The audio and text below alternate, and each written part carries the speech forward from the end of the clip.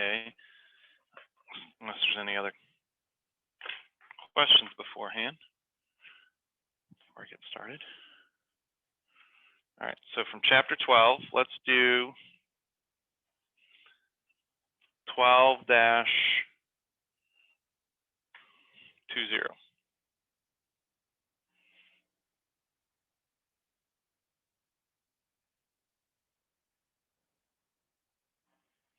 Okay, so we have in that problem, using the Maxwell relations in the ideal gas equation of state, determine a relation for the partial of entropy with respect to volume, keeping temperature constant for an ideal gas. Okay, so we're given, it says Maxwell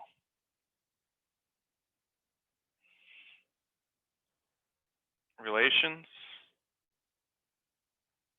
So we have the Maxwell relations, and then we're also given ideal gas equation of state. Okay, and they want us to find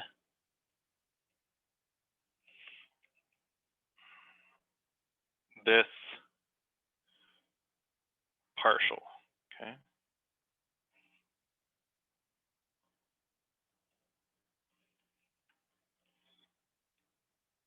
All right, so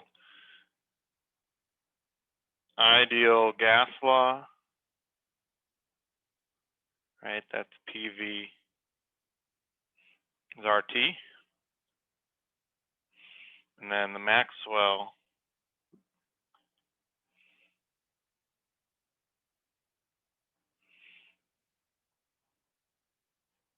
relations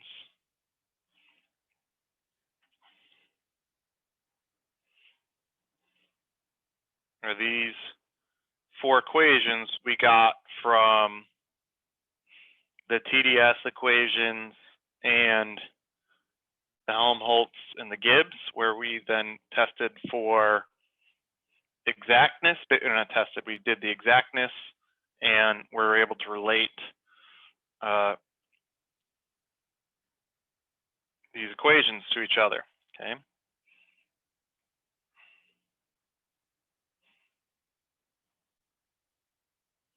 So we have four of them, so I write them down here.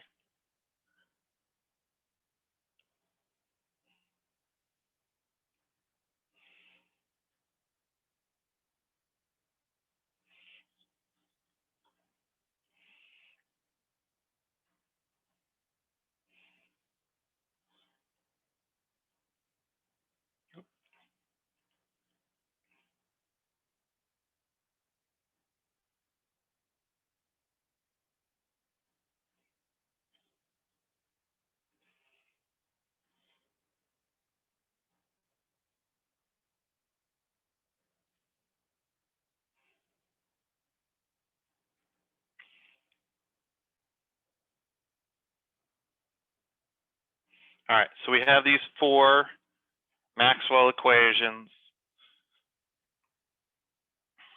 okay, and we're looking, we have the ideal gas law, right? And we're looking for a relationship for this, okay, for that partial. Is there anything we see that can help us?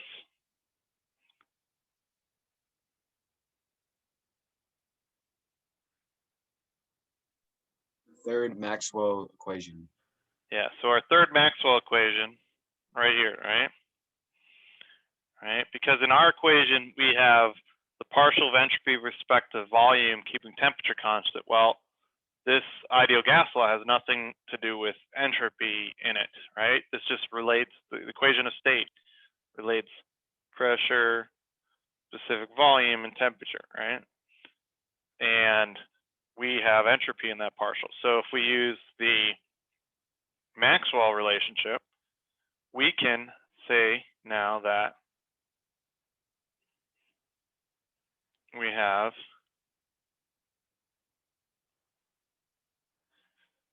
identical, this that we're looking for is identical to this partial, the partial of pressure with respect to temperature keeping volume constant, right? Now we have something with pressure, temperature, specific volume. All right, so can we get now this partial?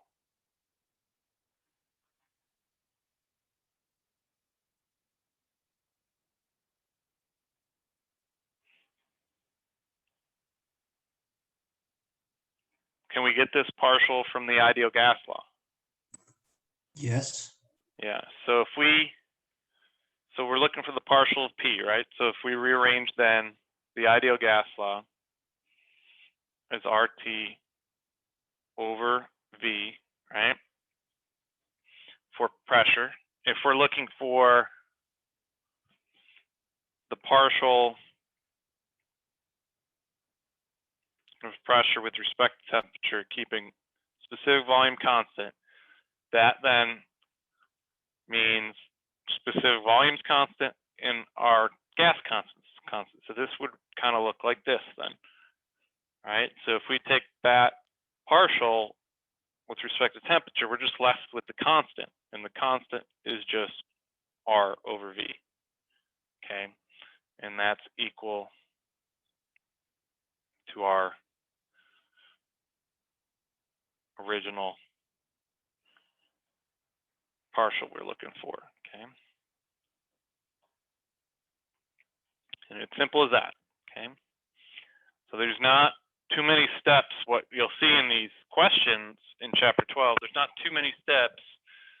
It's knowing the right path to take, because what I see on exams with chapter 12 is I see a lot of right answers and a lot of wrong. Like, there isn't as many steps for me to give it partial credit. So usually people understand it and get full credit, or they don't and I get like a lot of zeros or very low grades, okay, because they just don't see the path ahead of them. Questions? All right. Next one, let's do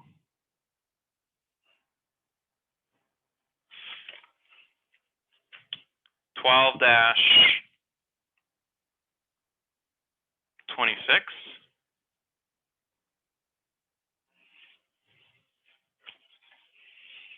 Using the Clapeyron equation, estimate the enthalpy of vaporization of water at 300 kPa and compare it to the tabulated value. Okay. All right, so we have water. We have the Clapeyron equation.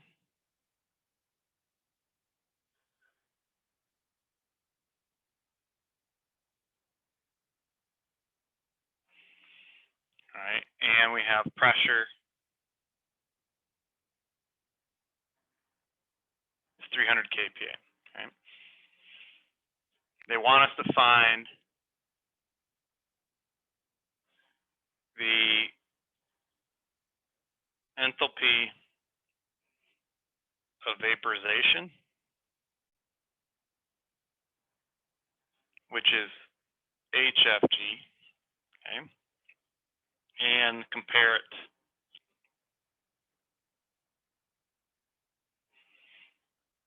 to table value.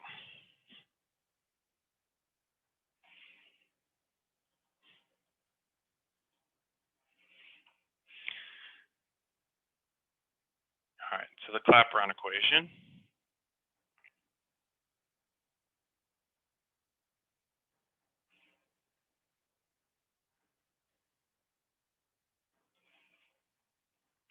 Looks like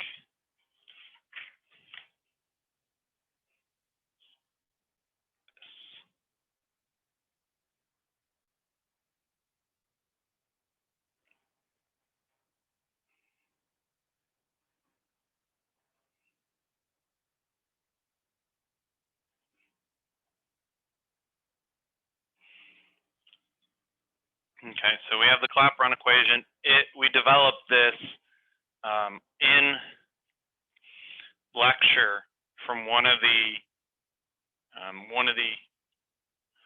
Maxwell relationships during a vaporization, right? From saturated liquid to saturated vapor, we went through a Maxwell relationship and applied it just to that situation, and we ended up simplifying it to this equation you see, okay, in the lecture. And now they want us to solve for HFG, right? So if I move things around, we have HFG.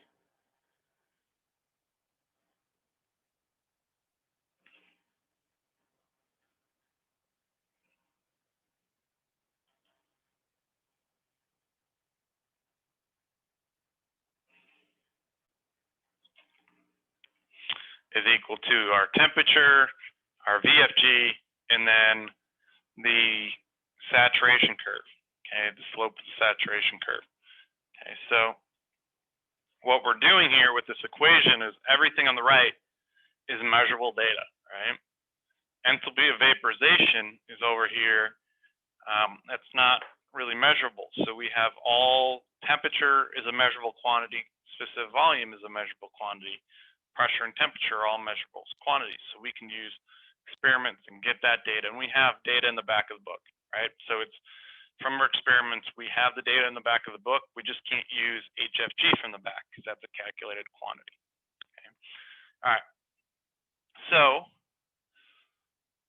we're going to need to figure out temperature, our VFG, and then how to deal with this, okay?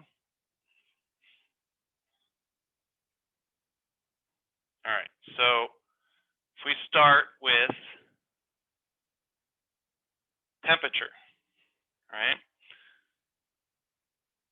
We have a pressure of 300 kPa, right?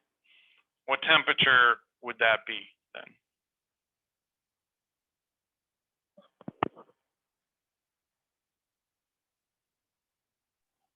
Would it be 133.52 as our saturated temp?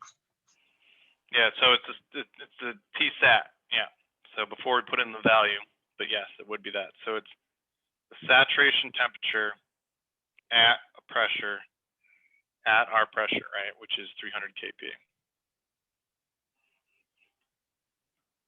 Right, because this all deals with saturation curve, the vaporization. So the T-sat goes along with that pressure. All right, now we have to figure out VFG. Okay, we don't have a column in our book that's VFG.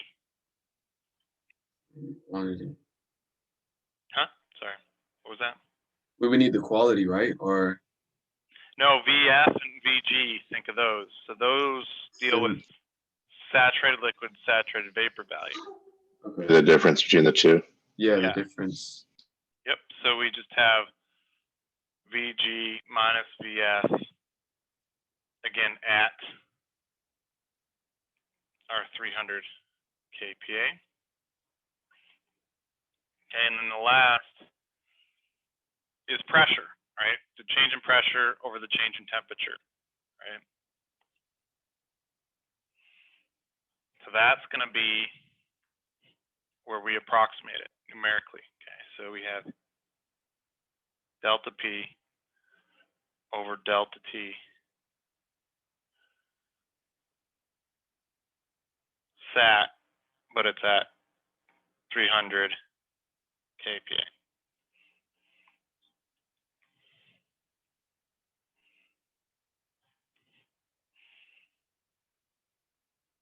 All right, I'm going to rewrite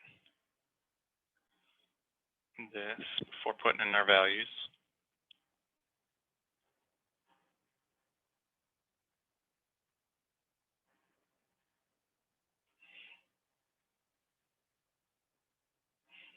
All right, so let's deal with this delta P over delta T, right? We have 300 kPa that we want this slope at, right? This is basically the slope at 300 kPa.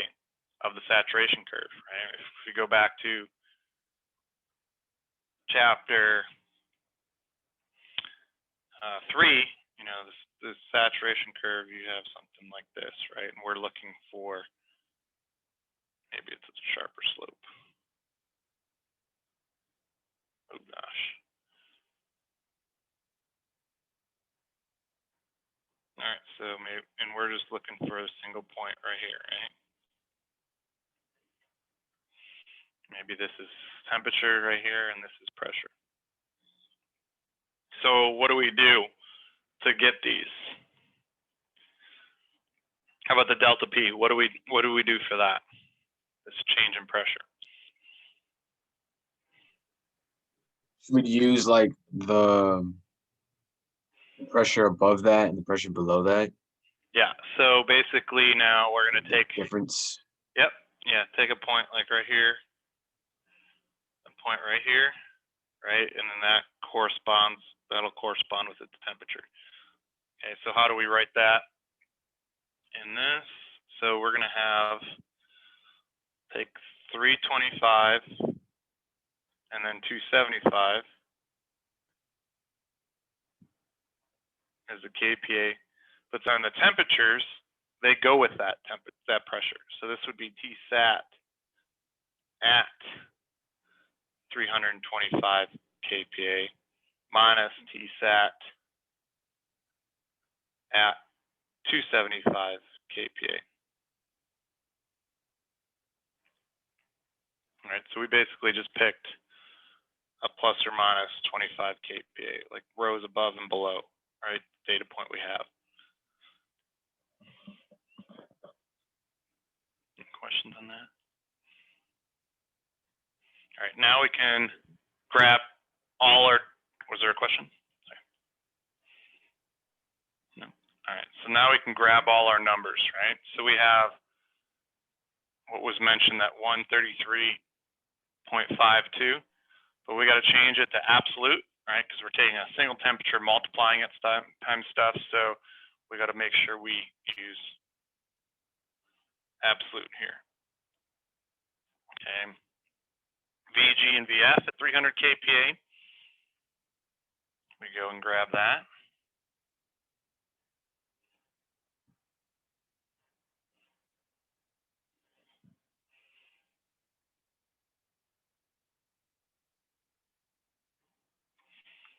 And then run in our room and we multiply that times our 325 minus 275 kPa. If I scroll on my screen, I always mess that up. But, and then the Tsat for those.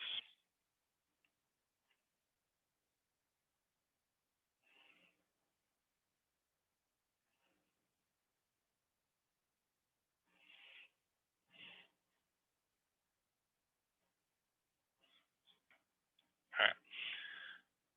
So we have to get a kilojoules per kilogram as our units for enthalpy of vaporization. So we need unit conversion here. So it's going to be 1 kilojoule is 1 kPa meters cubed. Okay. If we do that,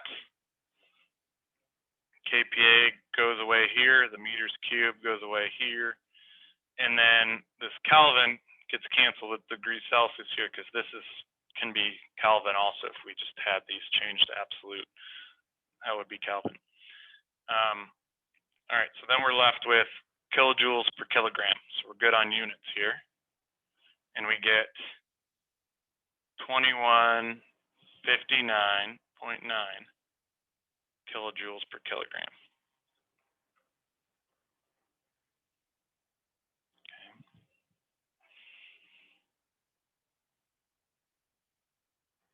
From our table in the back of the book, the HFG is 2163.5 kilojoules per kilogram at 300 kPa. So that gives us a 0.17% air.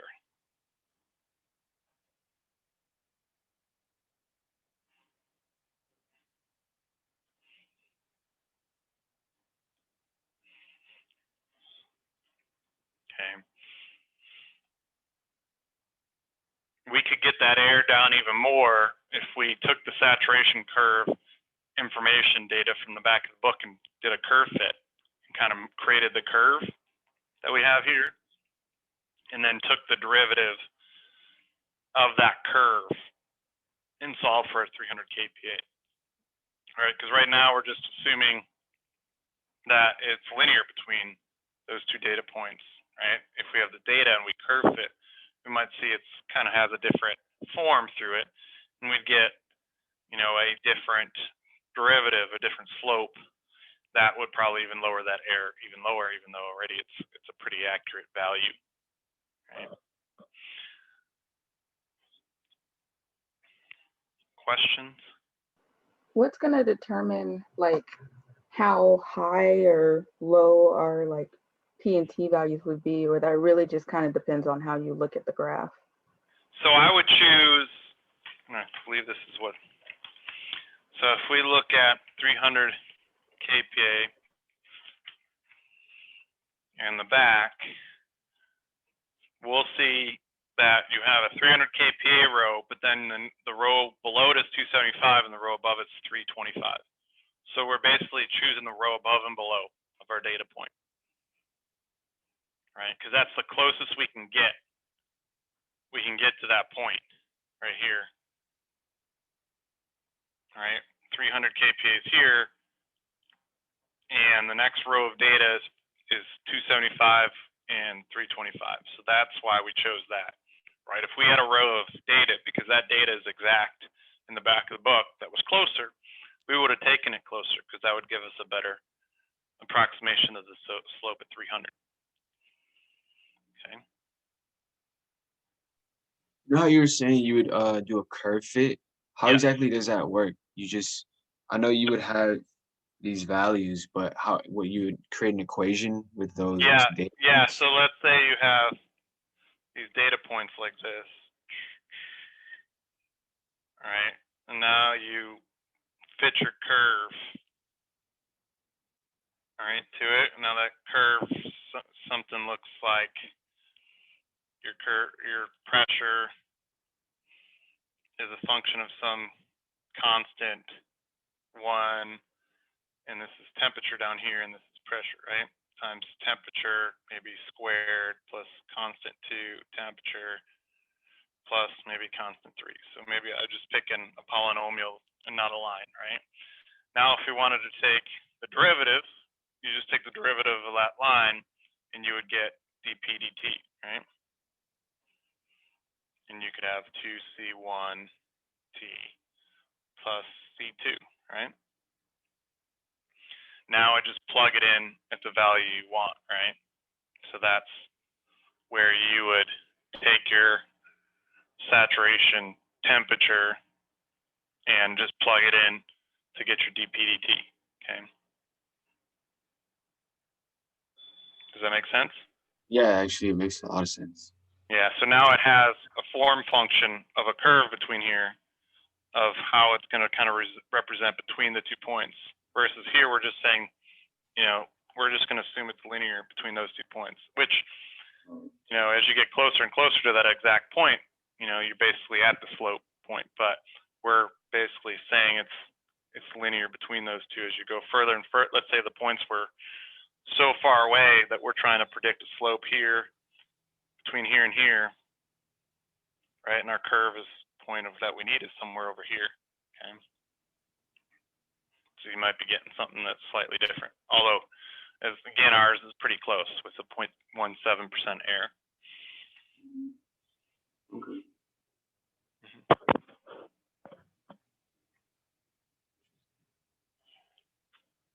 All right, so let's do another example. Oops. Lost my page.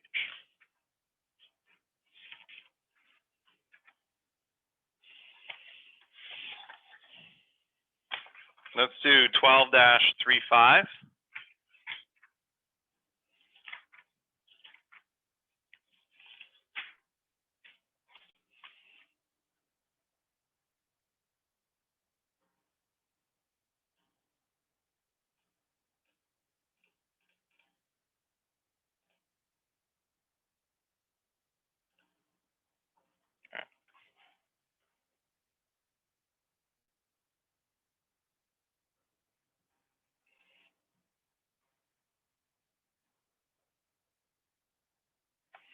All right, 12.3.5.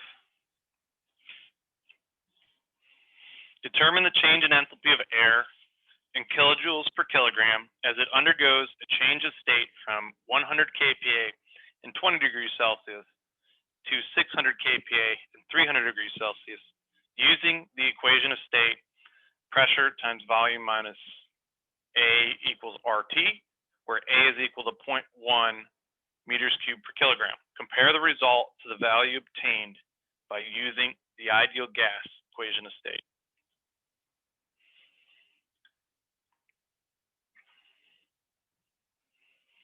All right, so we have given to us, we have air. All right, we have a pressure initially of 100 kPa, temperature 20 degrees Celsius, and then it goes to 600 kPa and 300 degrees Celsius. Okay, we have our equation of state.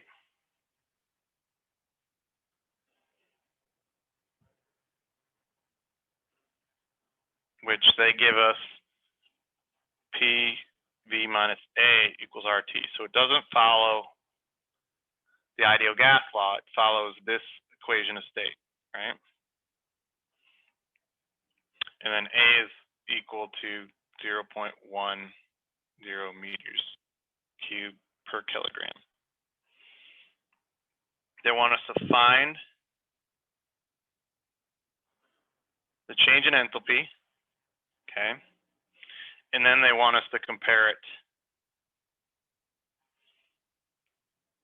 to ideal gas. Okay, so this one, this change in enthalpy, we're using this equation of state, right? This one, we're using our ideal gas.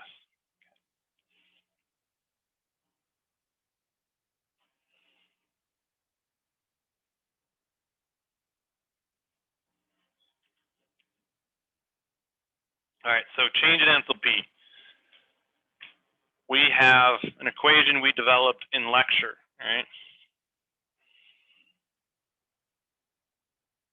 Where the change in enthalpy looks like this.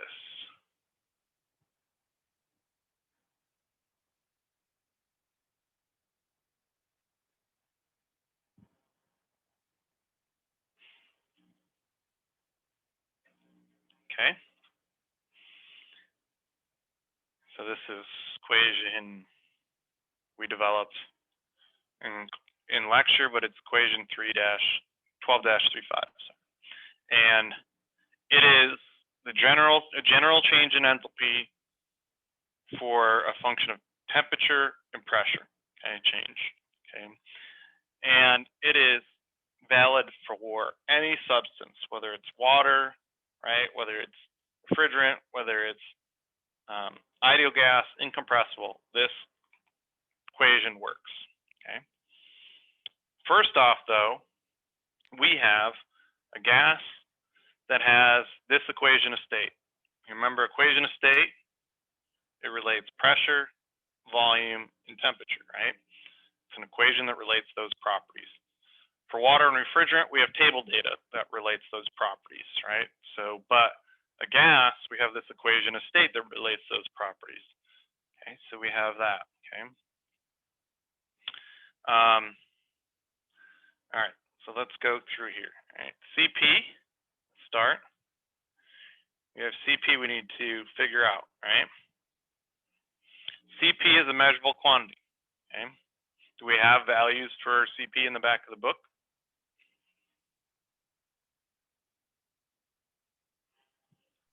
You do, but can you use that if you assume ideal gas? No, we can still use CP. So CP, the data Okay. for CP did not come from them assuming it's an ideal gas. Okay. It comes from plugging of it into the change in, you know, if you're just getting the change in enthalpy for an ideal gas, you use the CP, but getting the value of CP doesn't require you to be an ideal gas. You can get CP values for water and refrigerant at, you know, at any point not just when you can assume those as ideal. Okay. All right. I didn't know that. Yep.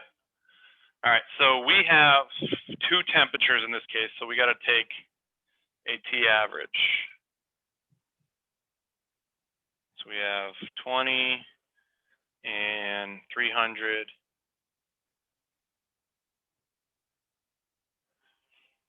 So we get 160, which is 433 Kelvin. So our CP at T average is 1.018 kilojoules per kilogram Kelvin. Okay, so we have that one. Change in temperature, well, we're going to use our values that we have above eventually. All right, so then we got to figure out this portion, right?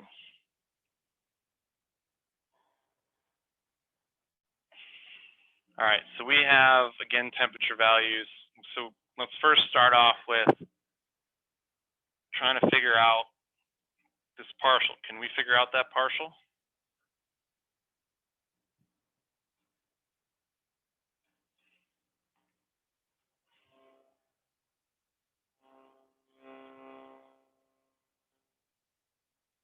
You can using the equation of state.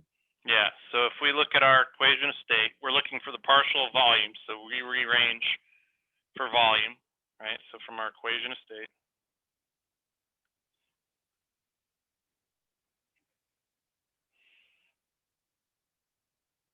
we have this, right? But if we arrange for volume, it's going to be RT over P plus A, right? So now to get that partial,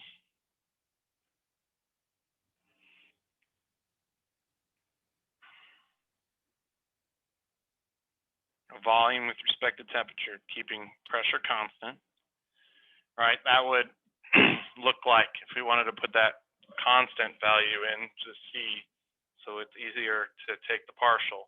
Pressure is a constant, and the gas constant is constant. So we just would have kind of CT plus A, right? So if we now take that partial, we're just going to be left with C because we're taking A as a constant, so that becomes 0. So we'll just be left with C, which is R over P, right? All right, so if we plug that back in,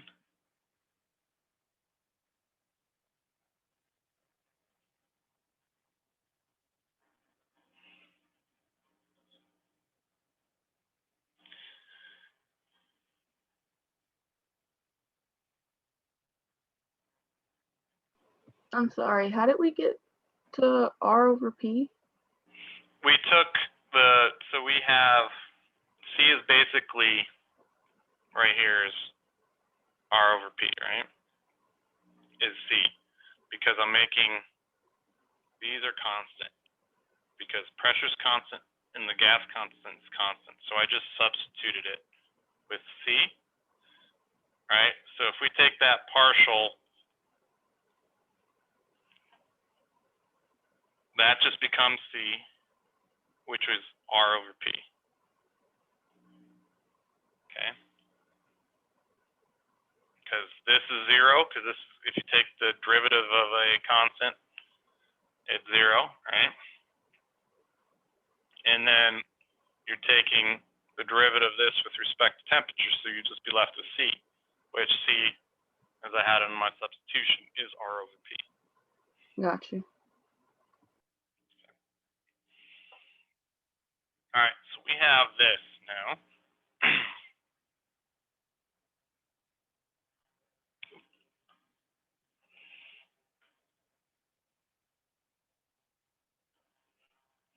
So we can simplify. And one thing we have, so we have volume, T, R over P. And we want this to become simpler, but volume, we have this here. That is equal to volume. So we're just going to put that in there. So we're going to have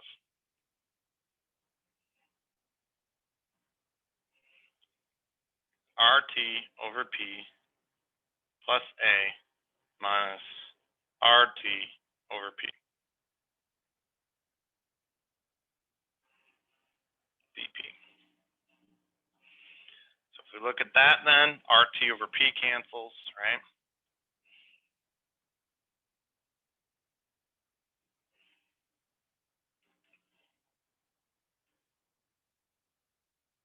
And we're left with this nice simple equation here.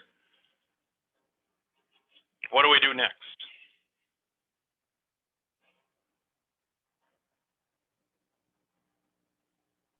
Can't we just plug in the rest of the values? Yeah, it's basically we plug in, or we just, we're taking the integral.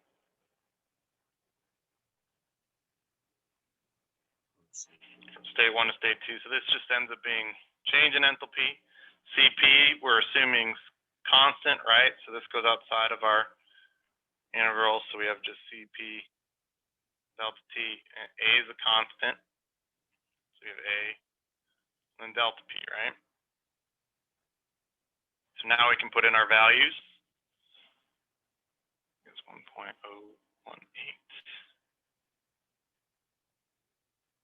And then temperature 2 minus 1. So 2 is 300 minus 20. A.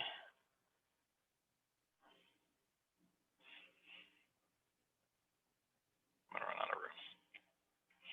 Do it down here. Plus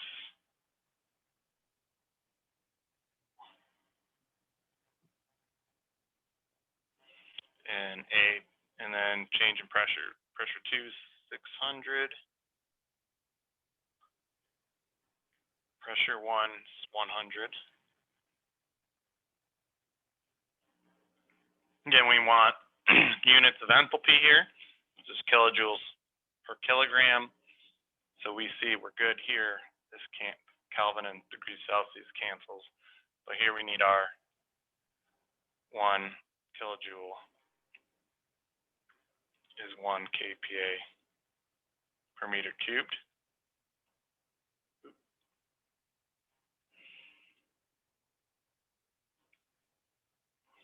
All right, so we have kilojoules per kilogram, we get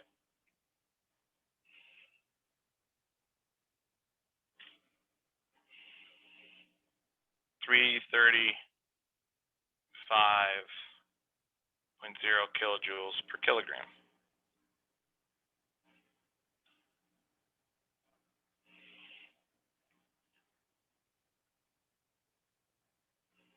Any questions on that?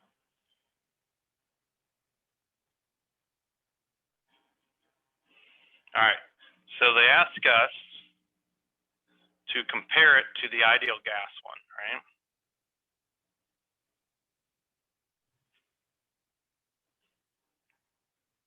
So for an ideal gas, we know we have this, right? Well, we're going to derive that from the equation we have above, right? And then we're going to solve. We could just go ahead and use it, but I'm going to show that even using that equation above for the general change in enthalpy equation, then applying ideal gas, we'll get that same equation.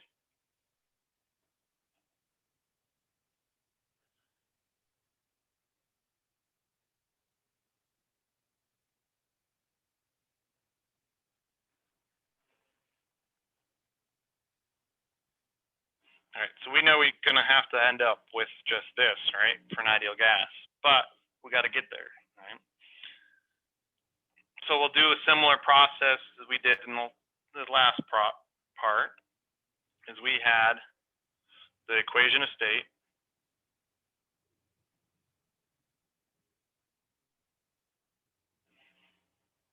All right, with, in this case, it's ideal gas. We have PV equals RT. Volume is RT over P.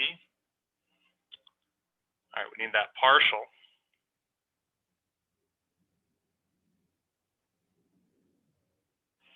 And if I again do the same kind of process I did before, pressure's constant and the gas constant is constant during this partial. So that's these two terms right here. So that's the same as saying CT, where C is R over P, right? So now if we take that partial, again, we're just left with the constant C, which is R over P.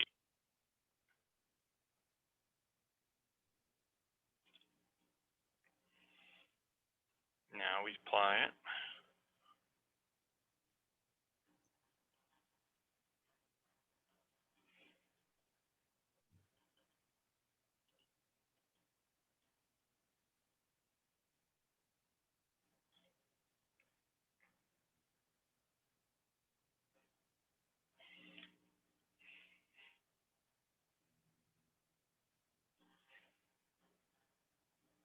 Okay, and in this case, volume right here or here, right? You can look at it either way. Volume is RT over P, right? So if we substituted instead here, we have CP dt plus V, and this is actually volume in our case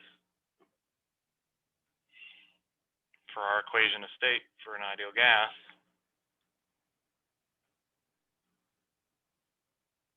So then specific volume minus specific volume basically cancels off this whole term.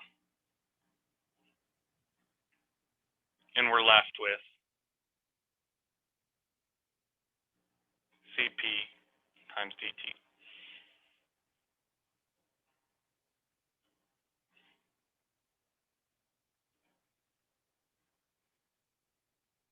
Now we integrate.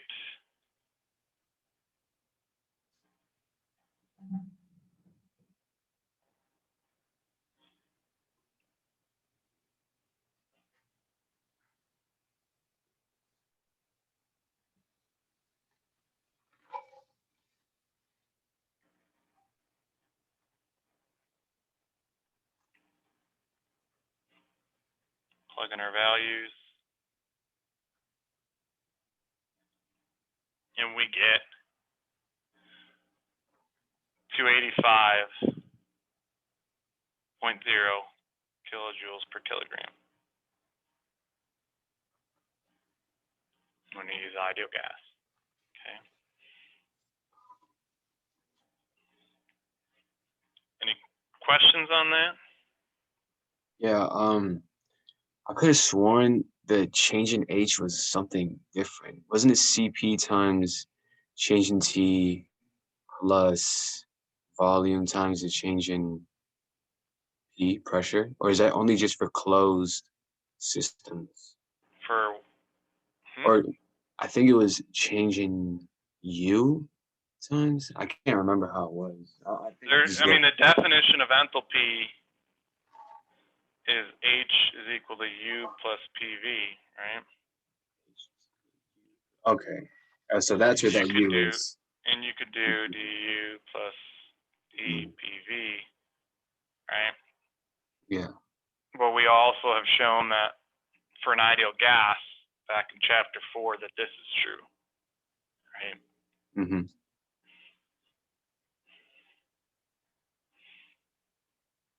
Okay, we also show it here. This is a general equation, so it is true for any substance. Right? We derive this equation in our chapter 12, and we didn't use any assumptions so we can use this equation for any substance. We could use this for water or refrigerant in the back of the book to get the change in enthalpy at any point in the table. Okay, because this is all measurable data here. So we could use this equation to fill in enthalpy for that water refrigerant columns or for enthalpy from just measurable data. I forgot the general formula. I was a little confused, but that makes sense. Okay. The CPE time or change in U times one. I literally just forgot. Yeah, that's all right. Yes. Yeah. The other part of this is, I mean, they just gave us this equation of state, right? There was other ones we used in chapter 3. There was van der Waals equation they could have gave us, and the Benedict Bridgman or whatever it is. There's many equations of state that add accuracy. This one they more use just because it's a little bit more complex, but not incredibly complex, because they just add in a constant. Where van der Waals is more complex of equation than that. Same with the other ones, are much more complex and have many more terms. So it gets tougher to take the partial. Not impossible, just the math is a lot tougher on that side. But the same process, it's just getting the partial is a little tougher on the derivative part of it. But the same process is there of you get that partial and then you plug it back in and you have your equation for the change in enthalpy. If you wanted to use van der Waals or some other equation of state, that's a little more accurate than the ideal gas law, right?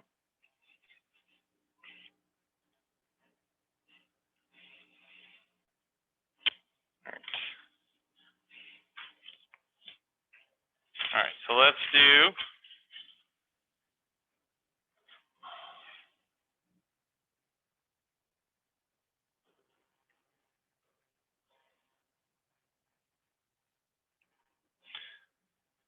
-12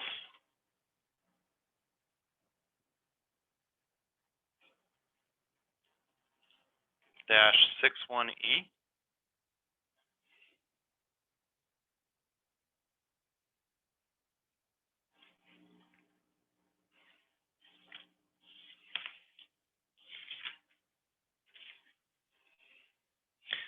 Estimate the Joule-Thomson coefficient of refrigerant 134A at 30 psia and 20 degrees Fahrenheit. Okay. So we're given R134A. We have a pressure of 30 psia, temperature of 20 degrees Fahrenheit, and they want us to find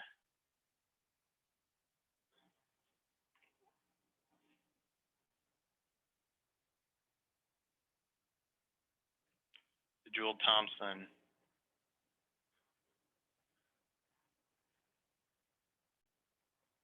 coefficient. I always like to spell it.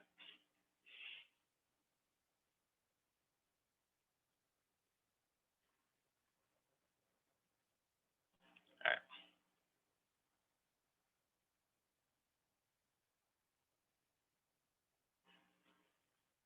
Okay.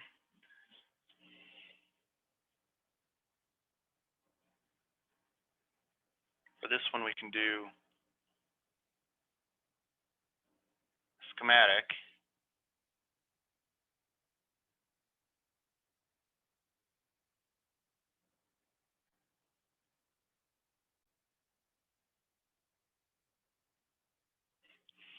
Because the Joule-Thomson coefficient tells us about a throttling process as you're going through and putting it through its throttle. Okay. So that.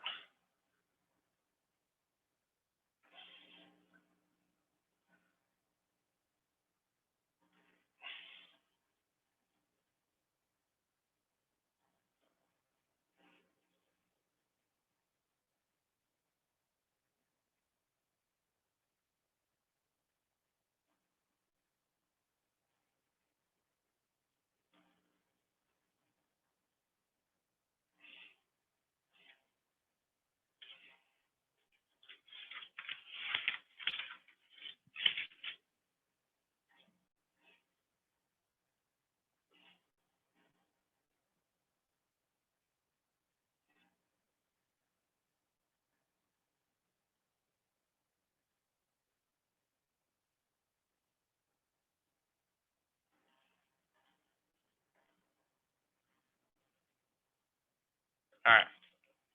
So we have these two equations for the Joule-Thomson coefficient, right? So this one right here is kind of the definition more of the Joule-Thomson coefficient, where you have throttling process, right? That's isenthalpic, where enthalpy is constant, right, through this throttling process. So it's showing us how does basically temperature change as we change pressure while we're keeping enthalpy constant, right? And then we have the other version of the Joule-Thomson coefficient that was really derived from the general enthalpy equation we have above. If we just took this general enthalpy equation and just set this equal to 0, that's a delta H equal to 0. That's an isenthalpic process if we set this equal to 0. And then basically rearrange dt over dp, because we're keeping enthalpy constant, we'll be left with the Joule-Thomson coefficient you see down here. You see this equation, it comes right from that equation. So keeping enthalpy constant, so setting that dH equals 0, and then rearranging for dt over p. Okay, so we have these two versions. And one, helps us more with,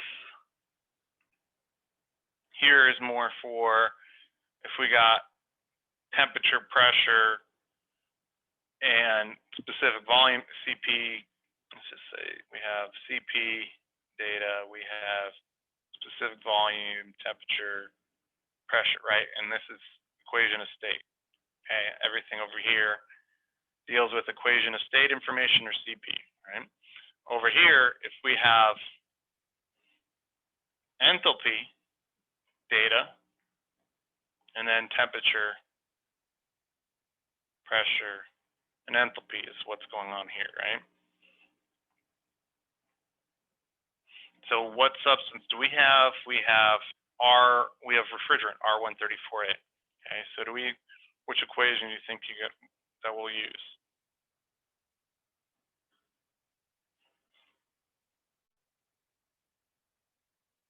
The one on the right, because we have tables. Well, we have tables, and we could use that. It wouldn't not work, okay, because we have data for temperature, pressure, specific volume, and we can get CP values. But we also have something even easier. In our tables, for refrigerant, we do have enthalpy data. Okay, so we don't even have to use kind of the one on the right, okay, with R134A. Because we'll just leave it there. All right, so what does that mean if we're using this one on the left? We're going to approximate it as a change in temperature over change in pressure at constant enthalpy, constant H, right? All right, we have information for the inlet state, right? 30 psi, 20 degrees Celsius. So we have T1, P1, right? It means we need information for T2, P2, okay?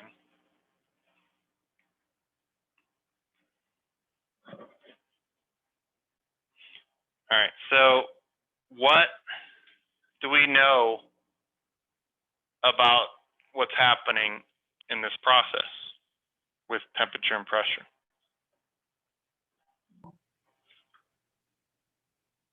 I want to say, well, when we were dealing with previous chapter, when it would be at high temperature, high pressure, and it would fall. Right. I don't know if that's in this case is the same. Well, the pressure is definitely going to drop. Okay, we're restricting flow. We're basically dropping pressure because we're restricting that flow. Okay, so pressure will drop. So we're going to go to a lower pressure. The Joule-Thomson coefficient tells us whether the temperature is going to increase or decrease, right? If it's a good refrigerant, it does drop. So, I mean, we have R134A, so I would expect the temperature to drop with the drop in pressure. But that's not always the case with all fluids, okay? Because if for a good refrigerant, we want that to happen because we have that expansion valve. So we drop the pressure. We want the temperature to drop so then we can absorb heat from a refrigerated space, right? Absorb that energy into the fluid, right? Otherwise, it wouldn't be a good refrigerant, right? So we want to pick then a lower pressure, right?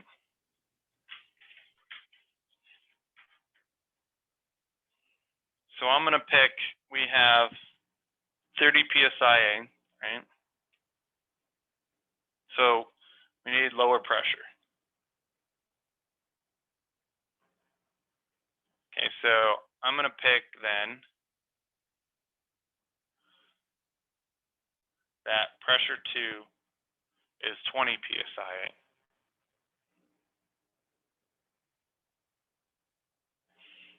Okay, so then that means we have state 1, 20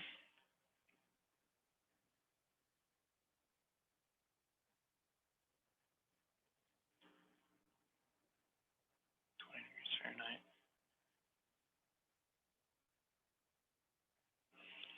And then state 2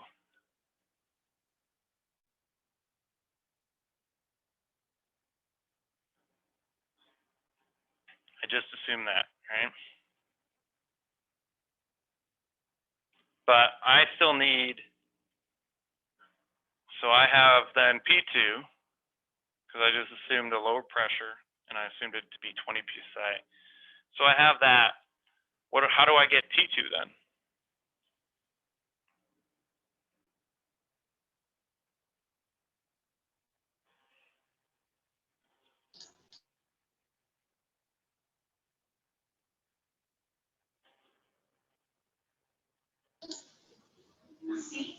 Well, you know, H is constant, so you try to find the same H value, maybe. Yeah, yep, that's it, right? So H1, we can get it, which is 106.27 BTUs per pound mass. And H2 is equal to H1, okay? So if we look up that, and 20 psi in our enthalpy here, we're going to get that H2, or T2, 15.65 degrees Fahrenheit. Okay. So now we have T2 and P2. Right, we already see temperatures dropping, right? It went from 20 to 15.6, so we know temperature's dropping. But to calculate the Joule-Thomson coefficient, we plug those in.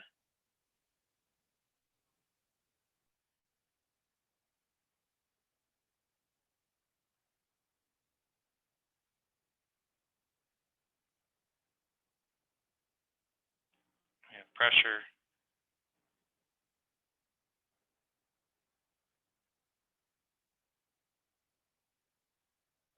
And we get 0.435 Rankine, right? Because it's delta, so it can be Rankine here. PSI. And that tells us,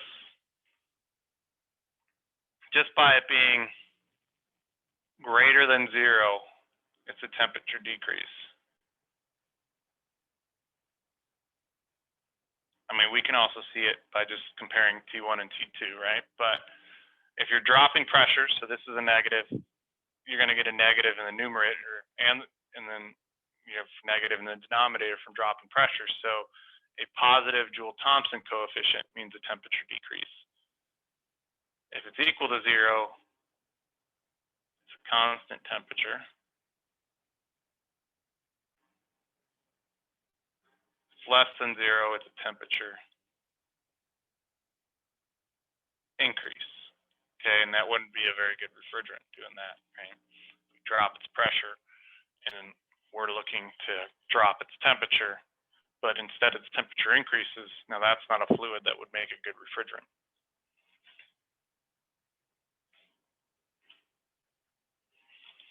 Any questions on that? Yeah, what made you pick 20 PSA for your?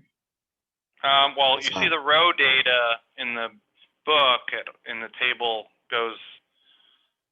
You want to pick a lower pressure, right? The row data we have 30, it goes 25, and then 20 in the saturated table. So in let's go to pressure. So the pressure, yeah, it goes 30, 25, 20 in the pressure tables, but in the superheated tables, it goes 20 to 30 psi. So I picked the 20 psi because there's superheated data for that, and that's where the region we end up being in for this case. Oh, so this was superheated? Yeah. Okay.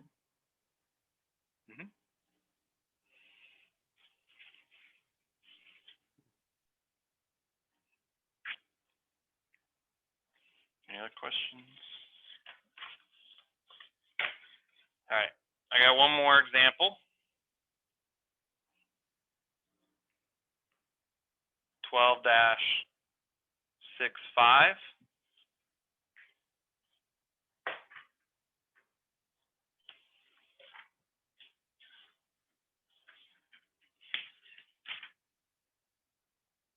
Consider a gas whose equation of state is pressure times volume minus A equals RT, where A is a positive constant. Is it possible to cool this gas by throttling?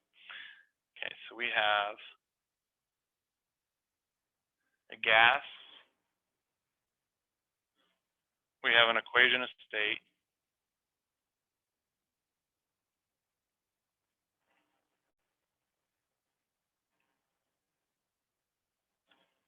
And A is always greater than 0, okay?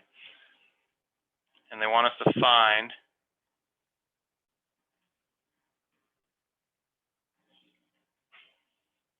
possible to cool this gas by throttling. So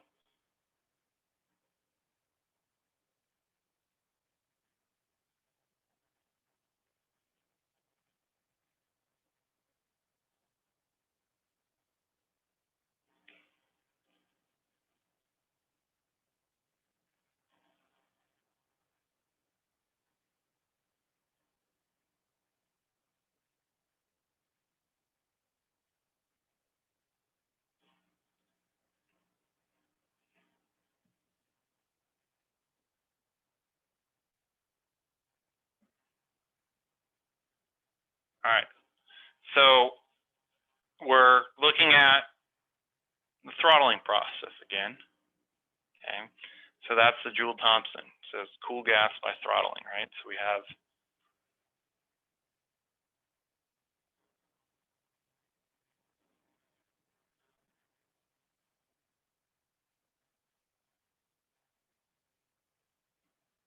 Joule-Thomson coefficient.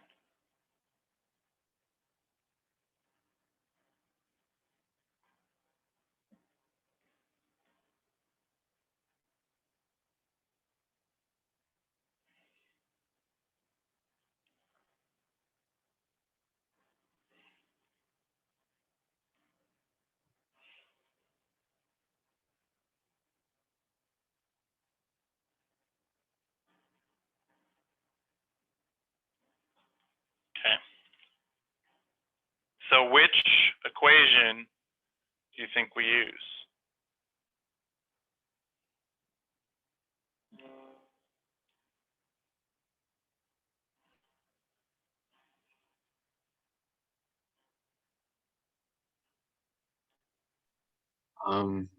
Well, the last one we used the left one because we knew it was R31.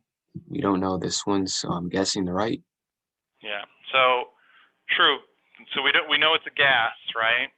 So, but we don't have enthalpy data to use this one, right?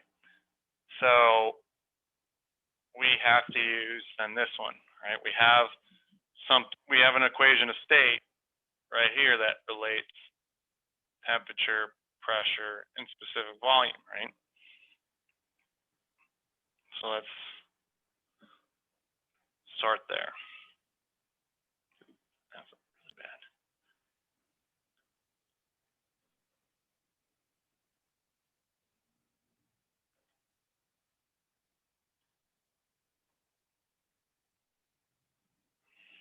All right, so we know CP is always a positive quantity, so we can leave that there. We need to figure out and simplify this part, right? So let's start with that partial again, right?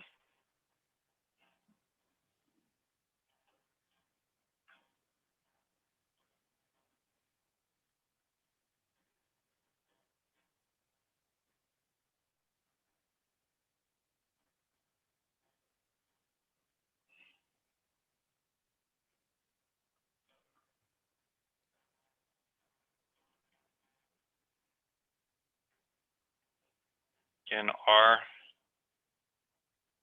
over P is our constant. P is constant, gas constant is constant. So we're just going to be left, when we take the partial with respect to temperature, we're just going to be left with R over P, right?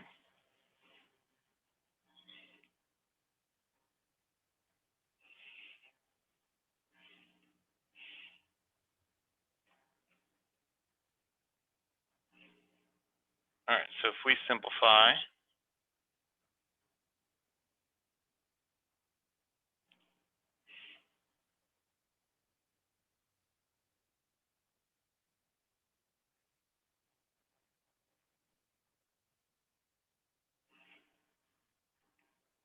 and we plug in for V again,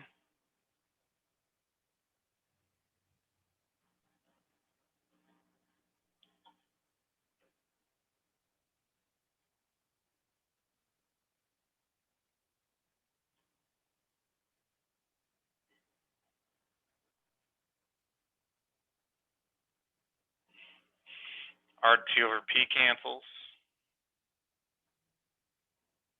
and we're left with negative A over CP. Okay. And what does that tell us? You're going to get a negative value. Yeah, because A is positive, CP is always positive, so this is going to be less than 0, right?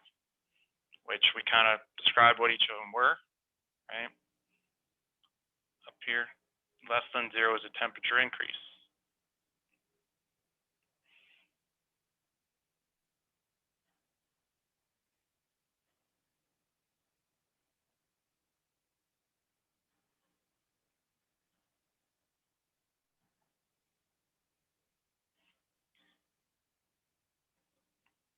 Is it ever going to decrease? No. No, right? We didn't put in any state, temperature, pressure. We just used the equation of state. So no matter where conditions we are, we're left with that equation right here. So it always would increase.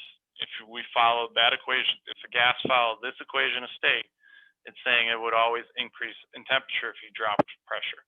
Okay. So we can't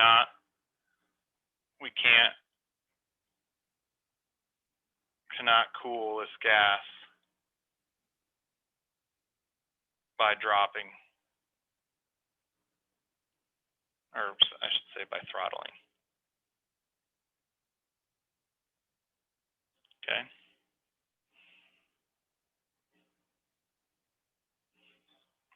Any questions?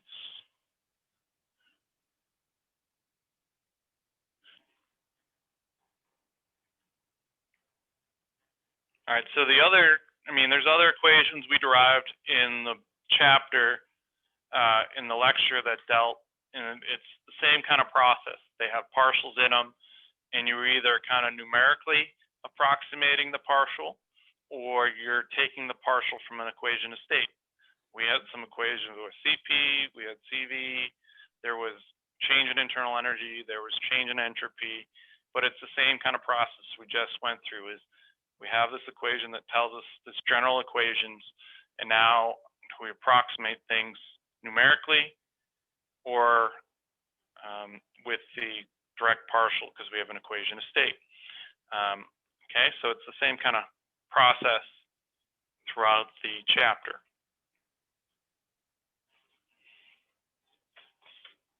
All right, well, that's it for today.